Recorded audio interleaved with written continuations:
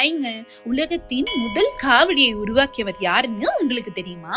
இந்த வீடியோல நான் அவரை பத்தி சொல்றேன். மறக்காம என் பேஜை ஃபாலோ பண்ணிட்டு இந்த வீடியோவை ஃபுல்லா பாருங்க. அகத்திய மாமுனிவர் ஒரு முறை திருக்கைலாயத்திலிருந்து சிவகிரி சக்திகிரின்னு 2 மலைகளை பூஜிப்பதற்காக பொதிகமலை நோக்கி தூக்கிட்டு போயிட்டு இருந்தாரு. போற வழியிலேயே ஒரு அவசர காரியத்தின் காரணமாக அந்த மலைகளை பூர்ச்சவனங்கிற பகுதியில இறக்கி வச்சுட்டு அவர் திருக்குற்றாலம் நோக்கி போயிட்டாரு.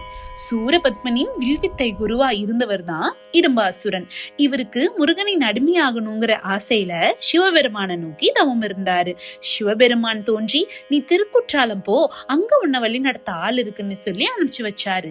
இடும்பன் மற்றும் அவரது மனைவி இடும்பி 2 பேருமே திருக்குற்றாலம் போய் அகத்திய மாமுனிவரை பார்த்தாங்க. முனிவருக்கு ஒரே சந்தோஷம். அடடா, இந்த மலைகளை எல்லாம் தூக்கறதுக்கு நமக்கு ஒரு சரியான ஆள் கிடைச்சிருச்சேன்னு நம்பி அவங்க கிட்ட பூர்ச்சவனம் போறக்கான வழியையும் அந்த மலைகளை தூக்குவதற்கான மந்திரங்களையும் சொல்லி அனுப்பிச்சு வச்சாரு. இடும்பன் இடும்பி 2 பேருமே பூர்ச்சவனம் போய் மந்திரங்களை சொல்லி அந்த மலைகளை தூக்கி பிரம்ம தண்டுல நாகங்களை கயிறா பயன்படுத்தி அந்த மலைகளை கட்டி ஒரு காவடி போல ஆக்கி இடும்பன் தன் தோளில சுமந்து அரோகரா அரோகரான்னு சொல்லிட்டே வந்தான். இப்படி சொல்லிட்டே வந்ததுல பொதிகமலை போறக்கான வழிய அவங்க மறந்துட்டாங்க. அப்ப எங்கிருந்தோ ஒரு குதிரையில வந்த அரசன் அவங்களுக்கு வழிகாட்டிட்டே திருஆவணன்குடி வரைக்கும் வந்து மறைந்து போனான். இலைப்பாறதுக்காக இடும்பன் இறக்கி வைத்த அந்த மலைகளை திரும்ப தூக்கவே முடியலையாம். இங்கிருந்துதான் முருகனின் திருவிளையாடலே ஆரம்பமாயிருக்கு. அப்படி என்ன திருவிளையாடல் முருகர் பண்ணியிருக்கிறாருன்னு பார்க்கலாமா?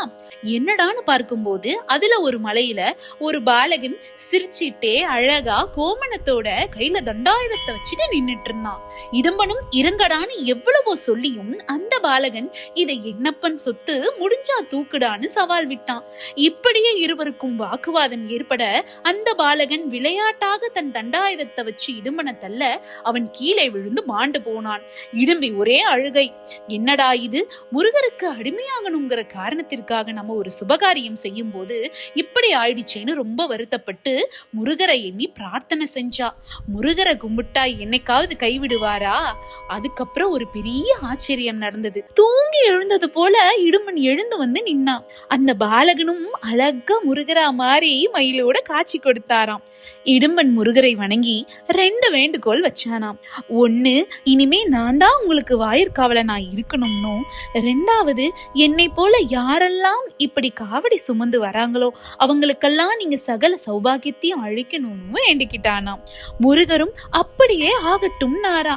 அதனாலதான் கந்த சஷ்டி கவசத்துல இடும்பாயுதனே இடும்பா போற்றி, கடம்பா போற்றி, கந்தா போற்றின்னு இடும்பருக்கு ஃபர்ஸ்ட் போற்றி சொல்லிட்டு அதுக்கப்புறம் கந்தனுக்கு போற்றி சொல்லியிருப்பாங்க.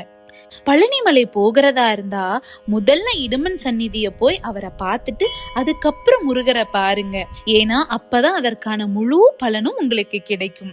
இப்ப தெரியுதா, இடும்பன் மலை உருவாவதற்கும் பழனிமலை உருவாவதற்கும் உலகத்தின் முதல் காவடி எடுத்தவரும் இடும்பன் தான்.